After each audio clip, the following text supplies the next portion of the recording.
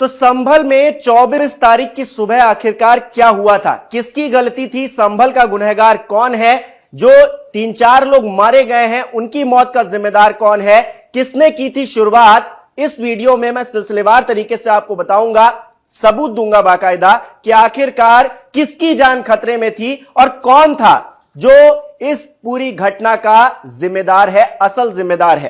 तस्वीरें मैं आपके सामने पेश कर रहा हूं। यह देखिए शाही जामा मस्जिद संभल की यह तस्वीर है और ड्रोन कैमरे से ली हुई कुछ फुटेज मैं आपके सामने यहां पर दिखा रहा हूं। 3 तस्वीरें आप देख रहे हैं, 3 अलग अलग एंगल से ये तस्वीरें मैंने आपके सामने रखी हैं। एक तस्वीर आप इस मस्जिद के अंदर की भी देख रहे हैं, अंदर से ये फुटेज ली गई है, जहां बाहर आप देख पा रहे हैं कि कुछ काला धुआं उठता हुआ दिखाई दे रहा है। दरअसल यहां पर आगजनी की गई थी, गाड़ी को आग लगा दी गई थी, उसकी ये तस्वीरें, उसके बाद की ये तस्वीरें अंदर से ली गई हैं और ये उस टीम की तरफ से फुटेज ली गई है जो वहां पर सर्वे के लिए मौजूद थी और जिस तरह ये घटना हो रही थी कुछ लोग अंदर मौजूद थे, उन्होंने फुटेज ली थी। अब इस तस्वीर को देखने की कोशिश कीजिए, ये एंट्री गेट है, यहां से एंट्री की जाती है इस मस्जिद के लिए। ये फ्रंट आप समझ सकते हैं इस मस्जिद का है। यहां पर आप फ्रंट देख रहे हैं और इसके जस्ट पीछे यहां पर घटना होती है। अब मैं दूसरे एंगल से आपको दिखाने की कोशिश करता हूं। ये देखिए यहां पर इस जगह पर उपद्रवियों की जो भीड़ आप देख पा रहे हैं, कई वीडियोज में भी आपने देखी होगी कि कुछ लोग पत्थरबाजी कर रहे हैं और जिस तरह से आक्रामक रुख अपनाए हुए हैं, वो घटना यहीं पर होती है। दरअसल ये पीछे बैक, ये आप देख रहे हैं मस्जिद का बैक है, ये यहां पर गली गई हुई है, यहां की ये घटना है जहां पर परिस्थितियां बिगड़ती हैं और उसके बाद जमकर पत्थरबाजी भी की जाती है।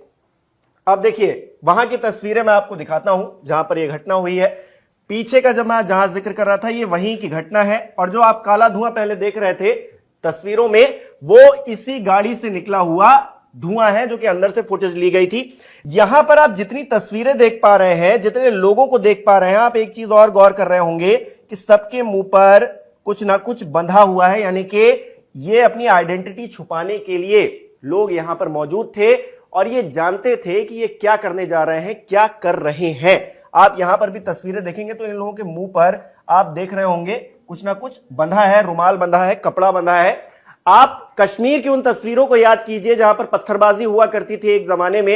हालांकि 370 हटने के बाद जिस तरह से वहां बदलाव हुआ है, बहुत कम ही तस्वीरें देखने को मिलती हैं, लेकिन उससे पहले की तस्वीरें आपको कुछ संभल से वैसी ही देखने को मिलेंगी। और यहां पर देखिए किस तरह से यहां पर पत्थर ही पत्थर, चप्पल, जूते सब कुछ पड़े हुए हैं, पूरा अस्त व्यस्त माहौल कर दिया गया है। यहां की तस्वीर आप देखेंगे तो यहां पर भी आपको तमाम ईंटें और तमाम चीजें मिल जाएंगी। इस तरह के हथियार का इस्तेमाल ये के बिश्नोई है अधिकारी, इन्होंने बाकायदा प्रेस के सामने इस तरह का हथियार दिखाया है और बताया है कि यह हथियार यूज किया जा रहा था, वहां पर इस्तेमाल किया जा रहा था और एक तरह से पुलिस को निशाने पर लेने की कोशिश की जा रही थी। जी हां, आपने बिल्कुल सही सुना, पुलिस को निशाने पर लेने की कोशिश की जा रही थी। यह रास्ता गया है यहां से पुलिस बाहर ना निकल पाए, बाहर ना जा पाए, इसीलिए ये जो पीछे वाला रास्ता है इसे ब्लॉक कर दिया गया, इसे पूरी तरह से ब्लॉक कर दिया गया। यहां पर पत्थरबाजी होने लगी कि किसी तरह से पुलिस बाहर ना निकल पाए और यहीं पर फंसकर पुलिस वाले मरे जाए। जी हां, असल में पुलिस वालों को मारने की कोशिश की गई इन पत्थरबाजों की तरफ से, जिनकी तस्वीरें मैंने आपको दिखाई, किस तरह से मुंह पर नकाब ओढ़ा हुआ है और वहां पर पुलिस वालों पर हमला किया गया है। वीडियोस आपने देखी होंगी, मैं लगातार बीच बीच में आपको वीडियोस इसीलिए दिखा रहा हूं ताकि आप समझ पाए कि असल तस्वीर उस दिन क्या रही और पुलिस पर किस तरह से निशाना साधा गया, पुलिस को निशाने पर लिया गया। इतनी सारी भीड़ कहां से आ गई एक साथ, यह सुनियोजित साजिश थी जो कि पुलिस के खिलाफ थी, जो कि कोर्ट के ऑर्डर पर मस्जिद का सर्वे करवाने के लिए टीम के साथ में गई हुई थी, लेकिन वहां पर इस तरह की घटना होती है और पुलिस को ही निशाने पर लिया जाता है। और इस तरह की घटना, ये आप तस्वीरें मैं आपको बार बार दिखा रहा हूं कि इन तस्वीरों को देखिए और गौर कीजिए, इसमें हर किसी के मुंह पर कुछ ना कुछ बंधा हुआ है। ये कश्मीर है क्या? संभल है ये, और संभल में इस तरह से, कश्मीर में जिस तरह से पत्थरबाजी होती थी उस तरह से नकाब ओढ़कर पत्थर लेकर लोग पुलिस पर हमला कर रहे हैं। पुलिस अपना काम करने के लिए गई थी, सर्वे टीम अपना काम करने के लिए गई थी, वो भी कोर्ट के आदेश पर। लेकिन इस तरह की घटनाएं होती हैं, इस तरह के चाकू का इस्तेमाल होता है। ये चाकू कहां पाया जाता है? क्या आपके घर में ऐसा चाकू है? क्या आपके आस पड़ोसी के घर में ऐसा चाकू है? लेकिन संभल में घटना स्थल से ऐसे चाकू मिले हैं। इन चाकुओं का क्या मतलब है? ये सब्जी काटने, तरकारी काटने के लिए काम तो नहीं आते हैं। क्या काटने के लिए आते हैं आप खुद ही बखूबी समझते हैं। लेकिन ये तस्वीरें मैं लगातार आपको इसीलिए दिखा रहा हूं ताकि आप समझें कि असली वहां पर जो वजह थी इस घटना को अंजाम देने के पीछे, इस घटना के पीछे की जो असली वजह थी वो ये थी कि पुलिस को निशाने पर लिया जाए। और जैसा कि मैंने आपको बताया, पुलिस यहां से निकल ना पाए, इस रास्ते को ब्लॉक कर दिया गया। और तमाम तरह से, ये देखिए मैं धुआं आपको इसीलिए अंदर से दिखा रहा हूं, अंदर की फुटेज है ये। यहां पर आगजनी कर दी गई, रास्ता ब्लॉक करने की कोशिश की गई, पुलिस पर पथराव हुआ। हालांकि वहां पर थोड़ी सूझबूझ अधिकारियों की रही कि जैसे तैसे करके जो भीड़ थी, ये उपद्रवी लोग थे, इनको तितर बितर किया गया। आंसू गैस के जो गोले थे उन्हें छोड़ा गया और भीड़ को तितर बितर किया गया। नहीं तो वहां पर मान के चलिए सैकड़ों पुलिसकर्मी अपनी जान गंवा देते।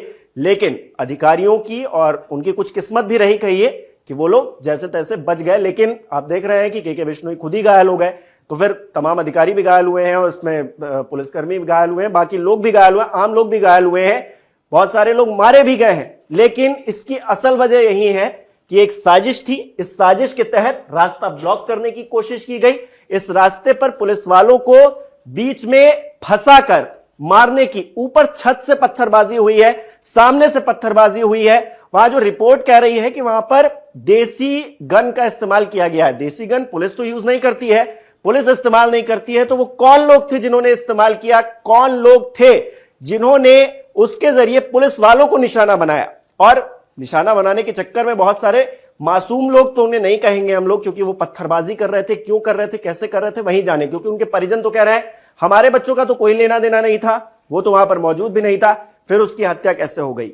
ये जवाब उन लोगों को, संभल के लोगों को देना होगा जो पत्थरबाजी कर रहे थे, जो लोग पकड़े गए हैं उनको देना होगा। क्योंकि अब योगी आदित्यनाथ की सरकार है, आप जानते हैं, उल्टा लटका दिया जाता है, तो उल्टा लटका कर ही अब पूरा सच बाहर आएगा। और यह सच जो मैंने बताया है, यह कोई झुठला नहीं सकता है कि पुलिस को किस तरह से ये मस्जिद के पीछे से फंसाकर इस गली में मारने की साजिश रची गई।